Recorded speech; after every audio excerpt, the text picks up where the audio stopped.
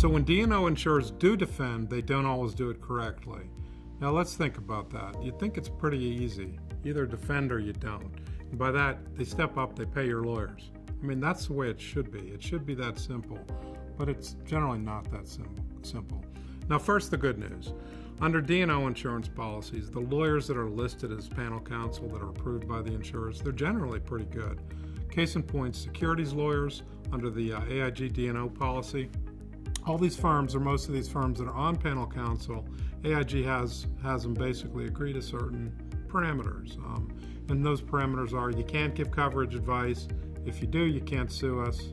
And if you do, and at all costs, even if you get a waiver from us and you can sue us, you certainly can't assert bad faith. So there's a whole series of I'd say, roadblocks that are used to control panel counsel so they can't really be adverse to their carrier. And it makes sense. I mean, panel counsel should not be adverse to the insurance carrier because they're taking tens, if not tens of millions of dollars or more every year from that carrier. And your loyalties, of course, are to the client on defense of the claim. But when it comes to the money being paid, some courts hold that there's a tripartite relationship and you have to respect the insurer as well. So we don't fault the fact that AIG's put a lot of barriers and other carriers put barriers on panel counsel. We would just like policyholders to consider, or just, be aware that don't put your defense counsel in a difficult position of saying, hey, can you sue AIG? Or, hey, what do you think about this claim? Do you think it's covered? Because really, they're in a difficult position and they probably don't want to be there, and they can't really answer that question, even though they'd like to. What if the insurance company does pick up the defense? That's where we were going here. They pick up the defense. What are they going to do? So one trick they might use is, so D&O advertises, D&O coverage, some of the carriers advertise, oh, we'll pay this highfalutin New York firm whatever they charge. There's a discount on it, but basically whatever they charge to defend this claim. So you go into it and you say, well, I'm going to pick a lawyer off this list. You pick the list and you pick the lawyer, and the lawyer's $800 an hour. Good lawyer. And then you start paying the lawyer. And AIG is supposed to come back and reimburse you. Well, 6 months later, AIG says, you know what? We're going to cover it, but we're going to cover it under a different part of the policy. There's some employment type allegations there, so we're going to pick it up under the employment practices liability section of the policy. You're like, oh, that's cool. Wherever you put it, it's fine. I don't care. And they say, no, well, the issue is our rates for those counsel are $250 an hour. Because that's what we pay them, and that's what they've agreed to. So then you got an $800 an hour lawyer, and you're telling them, well, AIG's only going to pay you $250, and he or she is upset, and he or she is not going to work for you anymore. So that's just one example. More common example is through the use of something called an allocation clause. These are in D&O policies. They're probably the most onerous clauses that you can find.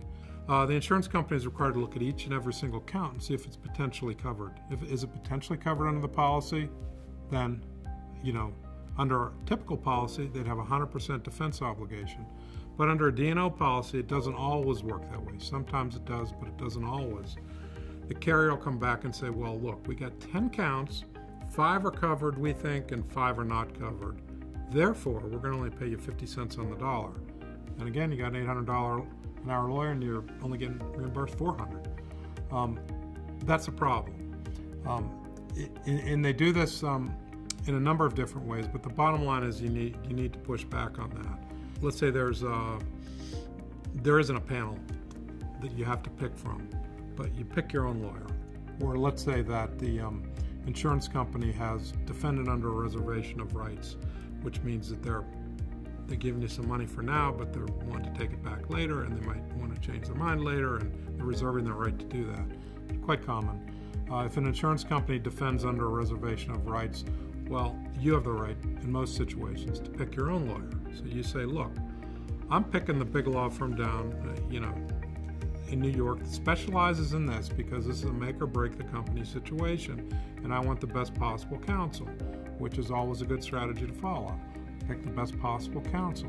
So you pick that counsel, you tell the insurance company, and they come back and say, yeah, we're okay. They're good. They are good. But by the way, we only pay reasonable attorney's fees, and reasonable is about $250 an hour to us. And you're like, well, this lawyer is $850 an hour. And people that work with them, nobody's under $500 an hour, which is very reasonable for what they're doing. Now, but AIG comes back and says, look, hey, okay, so we'll pay the partner $350 and we'll pay the associates $225. What do you think of that? Anyway, it's just another strategy to knock the costs down once they've agreed to defend.